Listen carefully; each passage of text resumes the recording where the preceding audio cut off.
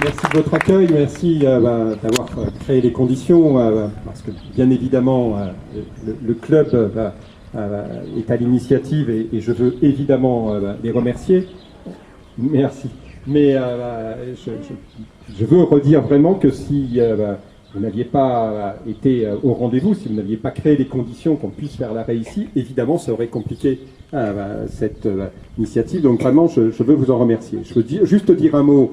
Vous avez eu la gentillesse de saluer le travail qui est fait à la région par les équipes qui travaillent avec moi, pour redire que cette ligne, nous y tenons évidemment comme train du quotidien, comme train qui permet la liaison entre les régions, comme train qui permet d'avoir un vrai report modal entre la route et le rail. Et le train d'aujourd'hui est l'illustration qu'il peut être aussi un train touristique, un train du patrimoine. Mais je précise bien le aussi. Je le dis des fois que là où ceux qui pensent à la place des gens se disent maintenant qu'ils ont fait un train touristique, c'est fini et il n'y aura plus que le train touristique. C'est évidemment pas le cas. Et puisqu'on est au sommet de la ligne, la voie elle portera plus loin. Et donc je veux le dire d'ici pour que tout le monde entende bien.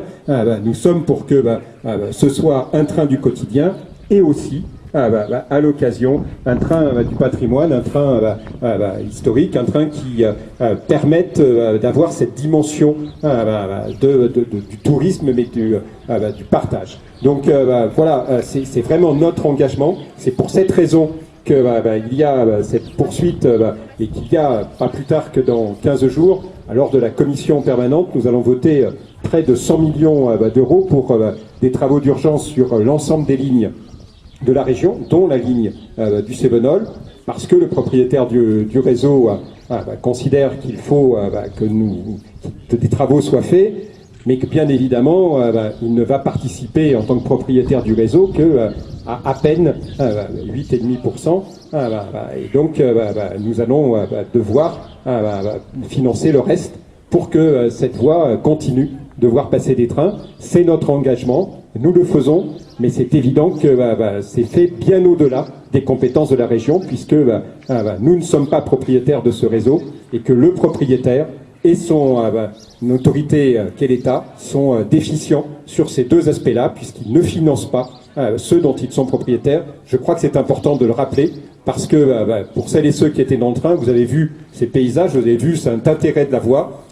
Ceux qui pouvaient en douter, j'imagine, sont convaincus de l'importance de cette voie. Pour ceux qui, comme moi, l'ont prise très souvent, ce n'est qu'une confirmation. Il y a besoin de cette voie et nous en avons évidemment l'entière conviction.